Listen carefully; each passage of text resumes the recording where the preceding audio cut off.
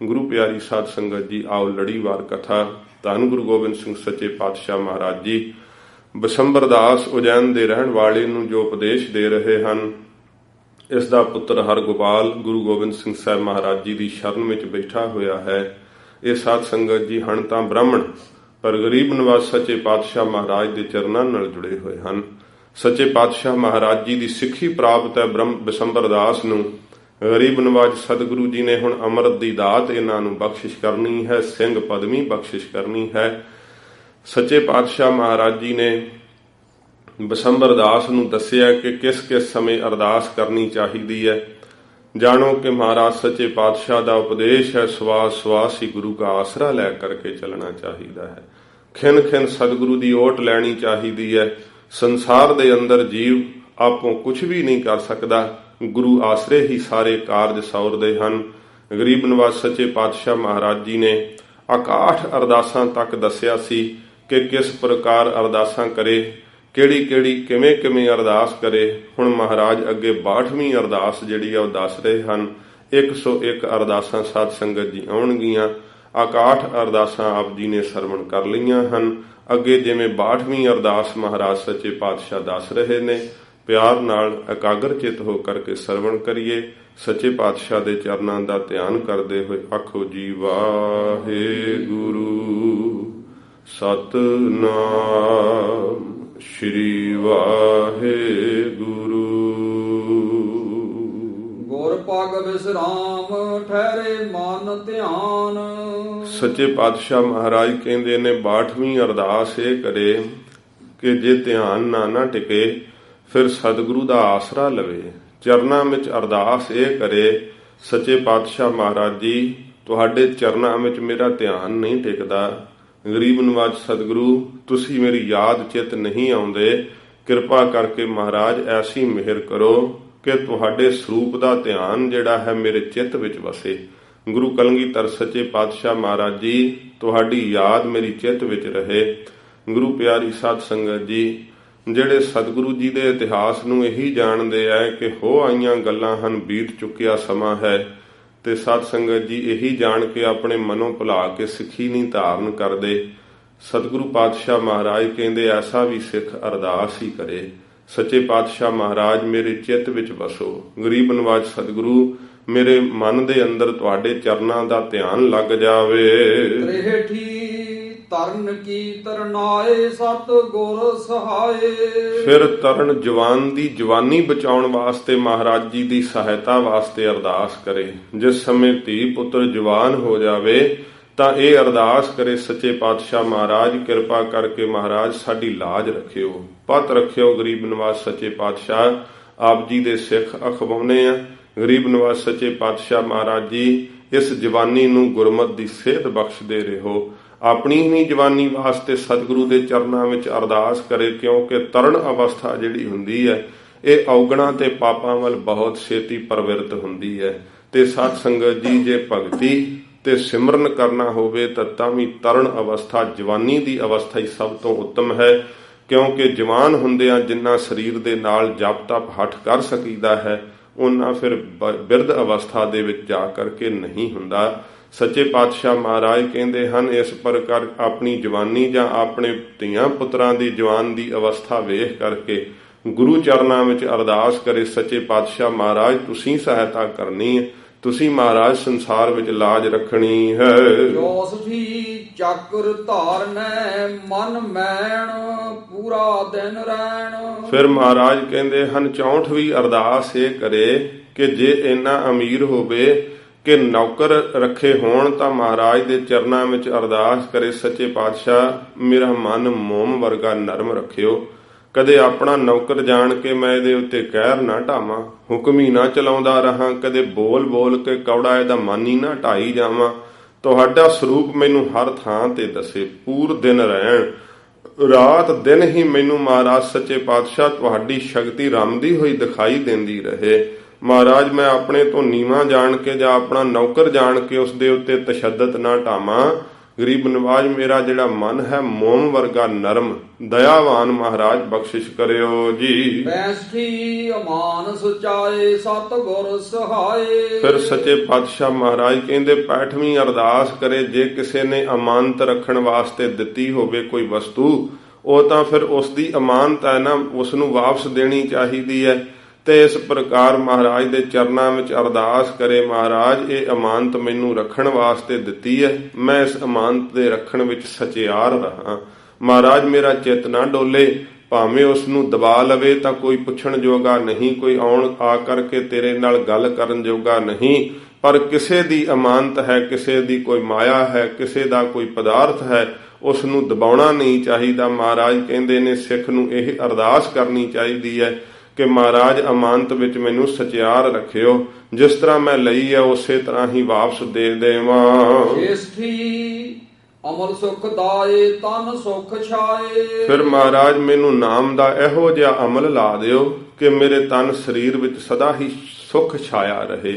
ਨਾਮ ਦਾ ਅਮਲ ਸਾਧ ਸੰਗਤ ਜੀ ਜਿਹੜਾ ਸਰੀਰ ਨੂੰ ਸੁਖਦਾਈ ਕਰ ਦਿੰਦਾ ਹੈ, ਮਨ ਨੂੰ ਸੁਖਦਾਈ ਕਰ ਦਿੰਦਾ ਹੈ। ਸਤਿਗੁਰੂ ਜੀ ਨੇ ਕਿਹਾ ਨਾਮ ਖੁਮਾਰੀ ਨਾਨਕਾ ਚੜੀ ਰਹਿ ਦਿਨ ਰਾਤ। ਨਾਮ ਦਾ ਨਸ਼ਾ ਮੰਗਣ ਵਾਸਤੇ ਸਤਿਗੁਰੂ ਜੀ ਕਹਿੰਦੇ ਅਰਦਾਸ ਕਰੇ, ਸੱਚੇ ਪਾਤਸ਼ਾਹ ਮੇਰੇ ਸਰੀਰ ਨੂੰ ਸੁਖਦਾਈ ਕਰ ਦਿਓ, ਆਪਣੇ ਨਾਮ ਦਾ ਅਮਲ ਲਾ ਦਿਓ ਜੀ। ਸਤਾਹਠੀ ਮੇਠਾਰ ਗੁਰੂ ਕਰੇ ਸੇ ਠਾਰ। ਫਿਰ ਸਾਧ ਸੰਗਤ ਜੀ ਸੰਸਾਰ ਦੇ ਅੰਦਰ ਗੁਰੂ ਸਾਹਿਬ ਕਹਿੰਦੇ ਕਿਤੇ ਕੌੜਿਆਂ ਨਾਲ ਮਨਮੁਖਾਂ ਨਾਲ ਵਾਹ ਪਵੇ ਤਾਂ ਫਿਰ ਸੱਚੇ ਪਾਤਸ਼ਾਹ ਦੇ ਚਰਨਾਂ ਵਿੱਚ ਪਹਿਲਾਂ ਤਾਂ ਭਲੇ ਵਾਸਤੇ ਅਰਦਾਸ ਕਰੇ। ਸੱਚੇ ਪਾਤਸ਼ਾਹ ਮਹਾਰਾਜ ਜੀ ਆਪ ਜੀ ਇਸ ਪ੍ਰਕਾਰ ਕੌੜਿਆਂ ਨੂੰ ਮੇਰਠ ਮਿੱਠੇ ਬਣਾ ਸਕਦੇ ਹੋ। ਗਰੀਬ ਨਿਵਾਜ ਸੱਚੇ ਪਾਤਸ਼ਾਹ ਮਹਾਰਾਜ ਇਹਨਾਂ ਨੂੰ ਸਮਤ ਬਖਸ਼ੋ ਕਿ ਇਹਨਾਂ ਦੇ ਹਿਰਦੇ ਵਿੱਚ ਮਿਠਾਸ ਆਵੇ, ਬੋਲੀ ਦੇ ਵਿੱਚ ਮਿਠਾਸ ਆਵੇ।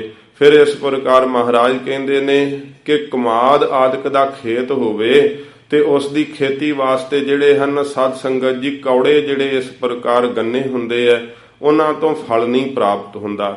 ਮਹਾਰਾਜ ਕਹਿੰਦੇ ਖੇਤੀ ਦੀ ਮਿਠਾਸ ਵਾਸਤੇ ਵੀ ਗੁਰੂ ਚਰਨਾਂ ਵਿੱਚ ਹੀ ਅਰਦਾਸ ਕਰੇ, ਕਿਉਂਕਿ ਮਹਾਰਾਜ ਕੌੜਿਆਂ ਤੋਂ ਮਿੱਠੇ ਕਰ ਸਕਦੇ ਹਨ। ਧੰਨ ਗੁਰੂ ਨਾਨਕ ਦੇਵ ਸੱਚੇ ਪਾਤਸ਼ਾਹ ਮਹਾਰਾਜ ਜੀ ਦਾ ਪਵਿੱਤਰ ਸਥਾਨ ਗੁਰਦੁਆਰਾ ਰੀਠਾ ਸਾਹਿਬ ਵਿਦਿਆਮਾਨ ਹੈ। ਰੀਠੇ ਸਦਾ ਹੀ ਕੌੜੇ ਹੁੰਦੇ ਆ, ਪਰ ਜਗਤ ਗੁਰੂ ਜੀ ਜਿਸ ਰੀਠੇ ਥੱਲੇ ਬੈਠੇ ਸਨ ਅੱਜ ਵੀ ਉਸ ਨੂੰ ਮਿੱਠੇ ਹੀ ਰੀਠੇ ਲੱਗਦੇ ਆ। ਗਰੀਬ ਨਿਵਾਜ ਸੱਚੇ ਪਾਤਸ਼ਾਹ ਮਹਾਰਾਜ ਜੀ ਦੀ ਚਰਨ ਛੋਹ ਪ੍ਰਾਪਤ ਉਹ ਰੀਠਾ ਅਜੇ ਵੀ ਇਹੋ ਜਿਹੇ ਮਿੱਠੇ ਹੀ ਫਲ ਦਿੰਦਾ ਤੇ ਸੰਗਤਾਂ ਉੱਥੋਂ ਰੀਠੇ ਦੇ ਪ੍ਰਸ਼ਾਦ ਲਿਆਉਂਦੀਆਂ।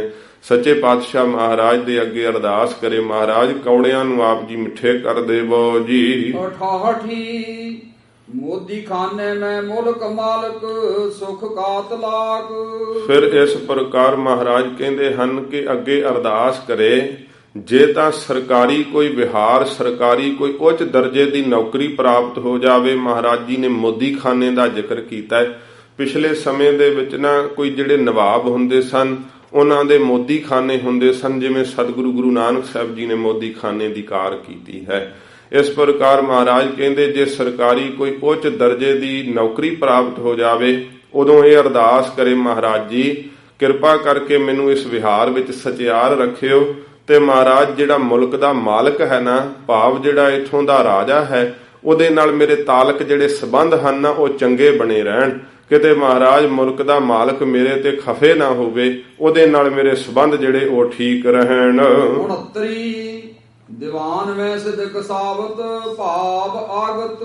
ਫਿਰ ਮਹਾਰਾਜ ਕਹਿੰਦੇ 69ਵੀਂ ਅਰਦਾਸ ਇਹ ਕਰੇ ਕਿ ਜੇ ਕਿਤੇ ਇਹੋ ਜਿਹੇ ਥਾਵਾਂ ਤੇ ਜਿੱਥੇ ਬਾਦਸ਼ਾਹਾਂ ਦੀਆਂ ਕਚਹਿਰੀਆਂ ਹੋਣ ਜਾਂ ਜਿੱਥੇ ਇਸ ਪ੍ਰਕਾਰ ਅਦਾਲਤਾਂ ਹੋਣ ਉੱਥੇ ਜਾਣਾ ਪਵੇ ਤਾਂ ਗਰੀਬ ਨਿਵਾਜ ਸੱਚੇ ਪਾਤਸ਼ਾਹ ਮਹਾਰਾਜ ਕਹਿੰਦੇ ਉਦੋਂ ਇਹ ਅਰਦਾਸ ਕਰਕੇ ਤੁਰੇ, ਸੱਚੇ ਪਾਤਸ਼ਾਹ ਮਹਾਰਾਜ ਜੀ ਸਭਾ ਦੇ ਵਿੱਚ ਆਪ ਜੀ ਮੇਰੀ ਲਾਜ ਰੱਖਿਓ।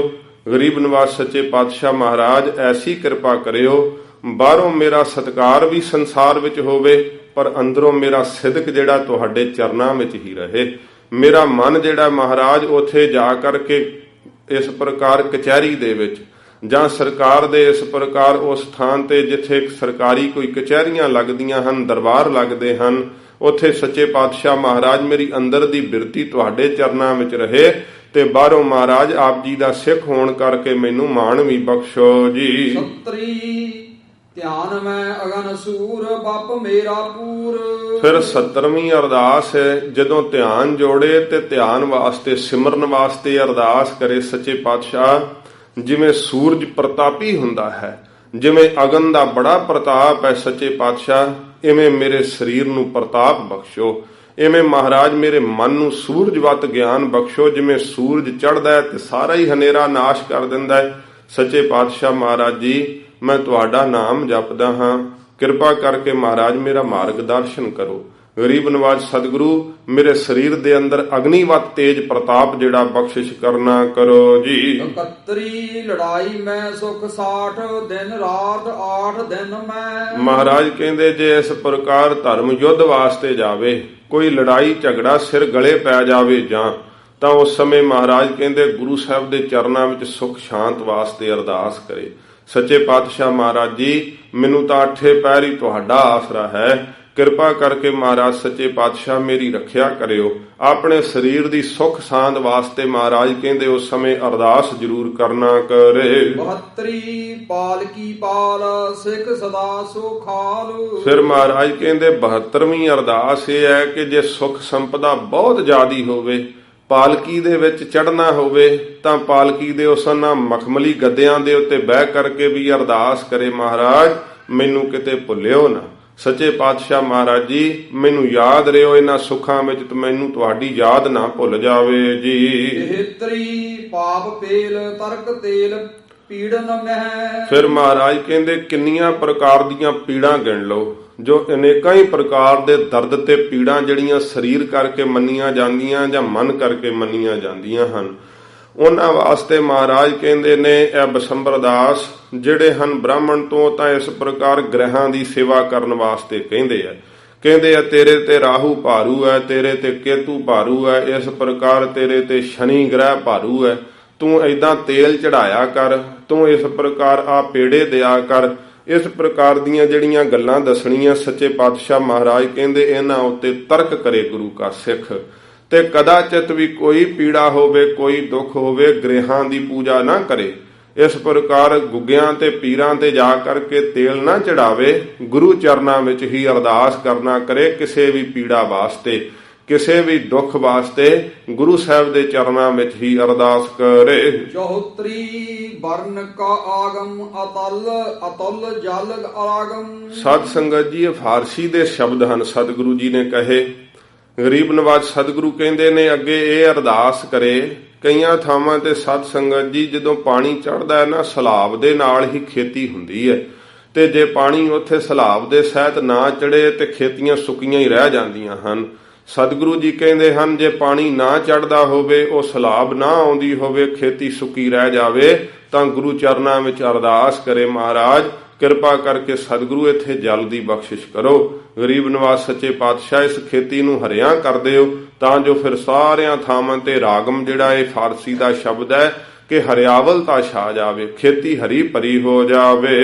75 ਸਿਰ ਮੁਕਟ ਕੀ ਲਾਜ ਬਿਰਦ ਤਬ ਸਾਜ। ਫਿਰ ਮਹਾਰਾਜ ਕਹਿੰਦੇ ਨੇ ਕਿ ਇਸ ਪ੍ਰਕਾਰ 75ਵੀਂ ਅਰਦਾਸ ਇਹ ਹੈ ਕਿ ਸੀਸ ਤੇ ਬੱਜੀ ਹੋਈ ਦਸਤਾਰ ਦੀ ਲਾਜ ਵਾਸਤੇ ਅਰਦਾਸ ਕਰੇ। ਗਰੀਬ ਨਵਾਜ ਸੱਚੇ ਪਾਤਸ਼ਾਹ ਮਹਾਰਾਜ ਆਪ ਨੇ ਮੈਨੂੰ ਸਿੱਖੀ ਬਖਸ਼ਿਸ਼ ਕੀਤੀ ਹੈ, ਤੁਹਾਡੀ ਬਖਸ਼ੀ ਹੋਈ ਦਸਤਾਰ ਸੱਚੇ ਪਾਤਸ਼ਾਹ ਮੈਂ ਸੀਸ ਤੇ ਸਜਾਉਣਾ ਹਾਂ। ਗਰੀਬ ਨਵਾਜ ਸਤਿਗੁਰੂ ਕਿਰਪਾ ਕਰਕੇ ਇਸ ਦਸਤਾਰ ਦੀ ਲਾਜ ਰੱਖਿਓ। ਗਰੀਬ ਨਵਾਜ ਸੱਚੇ ਪਾਤਸ਼ਾਹ ਮਹਾਰਾਜ ਸੰਸਾਰ ਦੇ ਅੰਦਰ ਇਸ ਦਸਤਾਰ ਦਾ ਮੈਂ ਮਾਣ ਵਧਾ ਸਕਾਂ, ਕਿਤੇ ਮੇਰੀ ਕੋਈ ਮਾੜੀ ਕਰਤੂਤ ਕਰਕੇ ਮਹਾਰਾਜ ਇਸ ਦਸਤਾਰ ਦੀ ਨਾ ਹੇਠੀ ਹੋਵੇ, ਕਿਉਂਕਿ ਇਹ ਦਸਤਾਰ ਆਪ ਜੀ ਦੀ ਬਖਸ਼ਿਸ਼ ਕੀਤੀ ਹੋਈ ਹੈ। ਸਤ ਸੰਗਤ ਜੀ, ਦਸਤਾਰ ਹੋਵੇ ਤਾਂ ਦੂਰੀ ਦਸਤਾਰ ਮਹਾਰਾਜ ਨੇ ਸਜਾਉਣ ਦਾ ਹੁਕਮ ਕੀਤਾ ਹੈ। ਇਸ ਪ੍ਰਕਾਰ ਕੇਸਕੀ ਹੋਵੇ, ਜਿਵੇਂ ਕੇਸ ਢੱਕਣੇ ਚਾਹੀਦੇ ਹਨ, ਤੇ ਛੋਟਾ ਪਟਕਾ ਜਾਂ ਇਸ ਪ੍ਰਕਾਰ ਛੋਟੀ ਕੇਸਕੀ ਸੀਸ ਤੇ ਜਿਹੜੀ ਆ ਬੰਨਣੀ ਚਾਹੀਦੀ ਹੈ। ਇਹ ਸੱਚੇ ਪਾਤਸ਼ਾਹ ਮਹਾਰਾਜ ਜੀ ਨੇ ਗੁਰਮਤ ਅਨੁਸਾਰ ਸਾਨੂੰ ਬਖਸ਼ਿਸ਼ ਕੀਤੀ ਹੈ। ਜੋ ਕਿਸ ਪ੍ਰਕਾਰ ਕੋਈ ਮਨ ਅੰਦਰ ਕਿੰਤੂ ਪਰੰਤੂ ਇਸ ਗੱਲ ਦੇ ਉੱਤੇ ਕਰਦਾ ਹੈ, ਤਾਂ ਉਹਦੇ ਆਪਣੇ ਮਨ ਦੇ ਵਿਚਾਰ ਹਨ। ਗੁਰੂ ਮਹਾਰਾਜ ਸੱਚੇ ਪਾਤਸ਼ਾਹ ਜੀ ਦੀ ਦੱਸੀ ਹੋਈ ਮਰਿਆਦਾ ਅਨੁਸਾਰ ਕੇਸਾਂ ਦੇ ਸਤਕਾਰ ਵਾਸਤੇ ਕੇਸਕੀ ਤੇ ਦਸਤਾਰ ਜਿਹੜੀ ਹੈ ਬੰਨਣੀ ਜ਼ਰੂਰੀ ਹੈ, ਤੇ ਇਹਦੇ ਵਾਸਤੇ ਸਤਿਗੁਰੂ ਜੀ ਕਹਿੰਦੇ ਨੇ 75ਵੀਂ ਅਰਦਾਸ ਹੈ ਕਿ ਆਪਣੀ ਕੇਸਕੀ ਵਾਸਤੇ, ਆਪਣੇ ਦਸਤਾਰ ਵਾਸਤੇ ਗੁਰੂ ਸਾਹਿਬ ਦੇ ਚਰਨਾਂ ਵਿੱਚ ਅਰਦਾਸ ਕਰੇ, ਕਿਉਂਕਿ ਇਹ ਗੁਰੂ ਸਾਹਿਬ ਦਾ ਨਿਸ਼ਾਨ ਹੈ, ਮਹਾਰਾਜ ਜੀ ਦਾ ਚਿੰਨ੍ਹ ਹੈ। ਦੂਰੋਂ ਹੀ ਸਾਧ ਸੰਗਤ ਜੀ, ਸੰਸਾਰ ਦੇ ਅੰਦਰ ਕੋਈ ਸਿੰਘ ਤੁਰਿਆ ਜਾਂਦਾ ਹੋਵੇ ਤੇ ਉਹਦੀ ਦਸਤਾਰ ਤੋਂ ਪਛਾਣ ਹੁੰਦੀ ਹੈ ਕਿ ਗੁਰੂ ਕਾ ਸਿੰਘ ਜਾ ਰਿਹਾ ਹੈ। ਇਹ ਜਾਣੋ ਕਿ ਜਿਵੇਂ ਗੁਰਦੁਆਰਾ ਸਾਹਿਬ ਦੇ ਉੱਤੇ ਕੇਸਰੀ ਨਿਸ਼ਾਨ ਝੂਲਦਾ ਹੋਇਆ ਨਿਸ਼ਾਨ ਚਿੰਨ੍ਹ ਦੱਸਦਾ ਹੈ, ਖੰਡੇ ਤੋਂ ਪਤਾ ਲੱਗ ਜਾਂਦਾ ਹੈ ਕਿ ਇਮਾਰਤ ਗੁਰਦੁਆਰਾ ਸਾਹਿਬ ਹੈ, ਇਵੇਂ ਹੀ ਦਸਤਾਰ ਤੋਂ ਪਤਾ ਲੱਗ ਜਾਂਦਾ ਹੈ ਕਿ ਗੁਰੂ ਗੋਬਿੰਦ ਸਿੰਘ ਸਾਹਿਬ ਦਾ ਸਿੰਘ ਹੈ। ਇਸ ਪ੍ਰਕਾਰ ਇਸ ਦਸਤਾਰ ਦੇ ਮਾਣ ਵਾਸਤੇ, ਸਤਿਕਾਰ ਵਾਸਤੇ ਅਰਦਾਸ ਕਰੇ, ਕਿਉਂਕਿ ਇਸ ਦਸਤਾਰ ਵਾਸਤੇ ਗੁਰੂ ਪਿਆਰੀ ਸਾਧ ਸੰਗਤ ਜੀ ਅਨੇਕਾਂ ਹੀ ਗੁਰਸਿੱਖਾਂ ਨੇ ਆਪਣਾ ਖੂਨ ਡੋਲ ਕਰਕੇ ਇਸ ਦੇ ਮਾਣ ਨੂੰ ਕਾਇਮ ਰੱਖਿਆ ਹੈ। ਅਨੇਕਾਂ ਹੀ ਸਿੱਖਾਂ ਨੇ ਸ਼ਹਾਦਤ ਦੇ ਕਰਕੇ ਇਸ ਦਸਤਾਰ ਦੇ ਮਾਣ ਨੂੰ ਉੱਪਰ ਚੁੱਕਿਆ ਹੈ। ਗੁਰੂ ਗੋਬਿੰਦ ਸਿੰਘ ਸੱਚੇ ਪਾਤਸ਼ਾਹ ਮਹਾਰਾਜ, ਧੰਨ ਗੁਰੂ ਨਾਨਕ ਸਾਹਿਬ ਜੀ ਦੀ ਬਖਸ਼ਿਸ਼ ਕੀਤੀ ਹੋਈ ਹੈ ਦਸਤਾਰ ਹੈ। ਇਹਦੇ ਵਾਸਤੇ ਸਤਿਗੁਰੂ ਜੀ ਕਹਿੰਦੇ ਨੇ ਅਰਦਾਸ ਕਰੇ, ਮਹਾਰਾਜ ਸੱਚੇ ਪਾਤਸ਼ਾਹ ਮੇਰਾ ਸਿੱਖੀ ਸਿਦਕ ਜਿਹੜਾ ਕੇਸਾਂ ਸਵਾਸਾਂ ਦੇ ਨਾਲ ਨਿਭ ਜਾਵੇ। ਸੰਸਾਰ ਦੇ ਵਿੱਚ ਮਹਾਰਾਜ ਸੱਚੇ ਪਾਤਸ਼ਾਹ ਤੁਹਾਡਾ ਸਿੱਖ ਕਰਕੇ ਮੈਨੂੰ ਜਾਣਿਆ ਜਾਂਦਾ ਹੈ, ਇਸ ਕਰਕੇ ਮੇਰੀ ਦਸਤਾਰ ਦੀ ਲਾਜ ਰੱਖਿਓ। ਜਿਵੇਂ ਸਾਧ ਸੰਗਤ ਜੀ ਬਜ਼ੁਰਗਾਂ ਦੀ ਬਾਬਤ ਵੀ ਇਹੀ ਕਿਹਾ ਜਾਂਦਾ ਹੈ ਨਾ, ਪੁੱਤਰਾਂ ਨੂੰ ਇਹੀ ਸਮਝਾਉਂਦੇ ਆ ਕਿ ਆਪਣੇ ਪਿਤਾ ਦੀ ਪੱਗ ਨੂੰ ਦਾਗ ਨਾ ਲਾਇਓ। ਪੱਗ ਦਾ ਭਾਵ ਮਤਲਬ ਹੁੰਦਾ ਹੈ ਕਿ ਇਸ ਪ੍ਰਕਾਰ ਇੱਜ਼ਤ ਤੇ ਸਤਿਕਾਰ ਸਮਾਜ ਦੇ ਅੰਦਰ ਬਹਾਲ ਰੱਖਣਾ। ਇਹ ਦਸਤਾਰ ਦਾ ਸਾਧ ਸੰਗਤ ਜੀ ਇੱਕ ਚਿੰਨ੍ਹ ਮੰਨਿਆ ਜਾਂਦਾ ਹੈ। ਇਸ ਪ੍ਰਕਾਰ ਜਿਹੜੀ ਔਰਤ ਹੈ, ਦੇਵੀ ਹੈ, ਇਹ ਵੀ ਗੈਰਤ ਦਾ ਚਿੰਨ੍ਹ ਮੰਨੀ ਜਾਂਦੀ ਹੈ। ਆਪਣੀਆਂ ਧੀਆਂ ਨੂੰ, ਆਪਣੇ ਪੁੱਤਰਾਂ ਨੂੰ ਇਹੀ ਦੱਸਿਆ ਜਾਂਦਾ ਹੈ ਕਿ ਆਪਣੇ ਜੀਵਨ ਨੂੰ, ਆਚਰਣ ਨੂੰ ਉੱਚਾ ਰੱਖਣਾ, ਪਿਤਾ ਪੁਰਖਿਆਂ ਦੀ ਪੱਗ ਨੂੰ ਦਾਗ ਨਹੀਂ ਲਾਉਣਾ, ਕਿਉਂਕਿ ਇਹ ਪੱਗ ਜਿਹੜੀ ਹੈ ਸਾਧ ਸੰਗਤ ਜੀ ਇਹ ਗੈਰਤ ਦਾ ਚਿੰਨ੍ਹ ਹੈ, ਅਣਖ ਦਾ ਚਿੰਨ੍ਹ ਹੈ। ਗਰੀਬ ਨਵਾਜ਼ ਸੱਚੇ ਪਾਤਸ਼ਾਹ ਮਹਾਰਾਜ ਕਹਿੰਦੇ ਇਸ ਅਣਖ ਤੇ ਗੈਰਤ ਵਾਸਤੇ ਗੁਰੂ ਚਰਨਾਂ ਵਿੱਚ ਹੀ ਅਰਦਾਸ ਕਰਨਾ ਕਰੇ। ਤ੍ਰੀ ਦੋਹਰਾ ਸਿੱਖ ਸਖਾ ਸੁਤ ਸਿੱਖ ਮਮ, ਸਿੱਖ ਹਮਾਰਾ ਧਿਆਨ। ਸੱਚੇ ਪਾਤਸ਼ਾਹ ਮਹਾਰਾਜ ਕਹਿੰਦੇ ਨੇ ਬਸੰਬਰ ਦਾਸ ਜਿਹੜੇ ਆ ਸਿੱਖ ਹਨ, ਗਰੀਬ ਨਵਾਜ਼ ਸਤਿਗੁਰੂ ਕਹਿੰਦੇ ਨੇ ਇਹਨਾਂ ਨੂੰ ਹੀ ਆਪਣਾ ਸਖਾ ਜਾਣੇ। ਸਿੱਖ ਹੀ ਜਿਹੜੇ ਹਨ ਨਾ, ਸਿੰਘ, ਇਹੀ ਆਪਸ ਦੇ ਵਿੱਚ ਇੱਕ ਦੂਸਰੇ ਨੂੰ ਆਪਣਾ ਰਿਸ਼ਤੇਦਾਰ ਜਾਣਨ, ਕਿਉਂਕਿ ਗੁਰਸਿੱਖਾਂ ਇੱਕੋ ਪਿਆਰ, ਗੁਰਮਿੱਤਾਂ ਪੁੱਤਾਂ ਭਾਈਆਂ। ਸੱਚੇ ਪਾਤਸ਼ਾਹ ਮਹਾਰਾਜ ਕਹਿੰਦੇ ਨੇ ਕਿ ਜਿਹੜੇ ਇਹ ਗੁਰਸਿੱਖ ਹਨ ਨਾ ਬਸੰਬਰ ਦਾਸ, ਇਹ ਸਾਨੂੰ ਪੁੱਤਰਾਂ ਤੋਂ ਵੀ ਵੱਧ ਪਿਆਰੇ ਹਨ। ਫਿਰ ਗਰੀਬ ਨਵਾਜ਼ ਸਤਿਗੁਰੂ ਕਹਿੰਦੇ ਜੇ ਮੇਰਾ ਧਿਆਨ ਕਰਨਾ ਹੈ ਨਾ, ਸਾਡੇ ਸਰੂਪ ਦਾ ਦਰਸ਼ਨ ਕਰਨਾ ਹੈ ਬਸੰਬਰ ਦਾਸ, ਤਾਂ ਸਾਡੇ ਖਾਲਸੇ ਦੇ ਵਿੱਚ ਹੀ ਸਾਡਾ ਦਰਸ਼ਨ ਹੁੰਦਾ ਹੈ।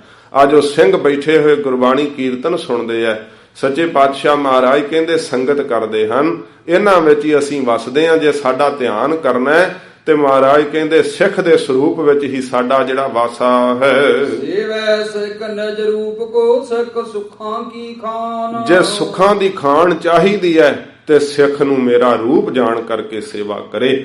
ਇੱਕ ਸਿੱਖ ਦੀ ਸੇਵਾ ਇਉਂ ਕਰੇ ਜਿਵੇਂ 10ਵੇਂ ਪਾਤਸ਼ਾਹ ਮਹਾਰਾਜ ਜੀ ਦੀ ਸੇਵਾ ਕੀਤੀ ਹੋਵੇ। ਗਰੀਬ ਨਵਾਜ਼ ਸੱਚੇ ਪਾਤਸ਼ਾਹ ਮਹਾਰਾਜ ਕਹਿੰਦੇ ਨੇ ਸਿੰਘ ਦੀ ਸੇਵਾ ਕਰੋਗੇ, ਇੱਕ ਸਿੰਘ ਨੂੰ ਸਾਡਾ ਰੂਪ ਕਰਕੇ ਜਾਣਨਾ, ਸਾਡਾ ਰੂਪ ਕਰਕੇ ਜਾਣੋਗੇ ਸਾਡਾ ਦਰਸ਼ਨ ਪ੍ਰਾਪਤ ਹੋਵੇਗਾ। ਧਰਮੀ ਸੁਣੋ ਬਸ਼ੰਬਰ ਕੋਡੀਆਂ, ਨਿਤ ਗੁਰੂ ਹਿਤ ਪਾਂਚ। ਅੱਗੇ ਸੱਜੇ ਪਾਤਸ਼ਾਹ ਮਹਾਰਾਜ ਜੀ ਦੱਸਦੇ ਹਨ ਬਸੰਬਰ ਦਾਸ ਨੂੰ ਦਾਨ ਪੁੰਨ ਕਰਨ ਵਾਸਤੇ ਸਤਿਗੁਰੂ ਜੀ ਪ੍ਰੇਰਦੇ ਨੇ। ਗੁਰੂ ਪਿਆਰੀ ਸਾਧ ਸੰਗਤ ਜੀ ਕੁਝ ਚੋਣਵੇਂ ਬਚਨ ਸਤਿਗੁਰੂ ਜੀ ਦੱਸ ਕਰਕੇ ਫਿਰ ਅਗਲੇ ਪ੍ਰਸੰਗ ਵਿੱਚ 26 ਅਰਦਾਸਾਂ ਜਿਹੜੀਆਂ ਰਹਿੰਦੀਆਂ ਹਨ ਉਹ ਕਹਿਣਗੇ। 75 ਅਰਦਾਸਾਂ ਸਤਿਗੁਰੂ ਜੀ ਨੇ ਕਹਿ ਦਿੱਤੀਆਂ ਹਨ, 26 ਅਰਦਾਸਾਂ ਹੋਰ ਆਉਣਗੀਆਂ। ਕੁਝ ਚੋਣਵੇਂ ਬਚਨ ਬੜੇ ਹੀ ਸਿੱਖਿਆਦਾਇਕ ਇਸ ਪ੍ਰਸੰਗ ਵਿੱਚ ਆਉਣਗੇ, ਤਾਂ ਉਪਰੰਤ ਜਿਹੜੀਆਂ ਉਹ 26 ਅਰਦਾਸਾਂ ਆਰੰਭ ਹੋਣਗੀਆਂ ਅਗਲੇ ਪ੍ਰਸੰਗ ਦੇ ਅੰਦਰ। ਸੱਚੇ ਪਾਤਸ਼ਾਹ ਮਹਾਰਾਜ ਜੀ ਜਿਵੇਂ ਉਪਦੇਸ਼ ਦੇਣਗੇ ਸਰਵਣ ਕਰਾਂਗੇ, ਹੋਈਆਂ ਭੁੱਲਾਂ ਬਖਸ਼ ਲੈਣੀਆਂ ਜੀ। ਸਿੱਖ ਸਖਾ ਸੁਤ ਸਿੱਖ ਮਮ, ਸਿੱਖ ਹਮਾਰਾ ਧਿਆਨ। ਸੇਵੈ ਸਿੱਖ ਨਿਜ ਰੂਪ ਕੋ, ਸਿੱਖ ਸੁਖਾਂ ਕੀ ਖਾਨ। ਵਾਹਿਗੁਰੂ ਜੀ ਕਾ ਖਾਲਸਾ, ਵਾਹਿਗੁਰੂ ਜੀ ਕੀ ਫਤਿਹ।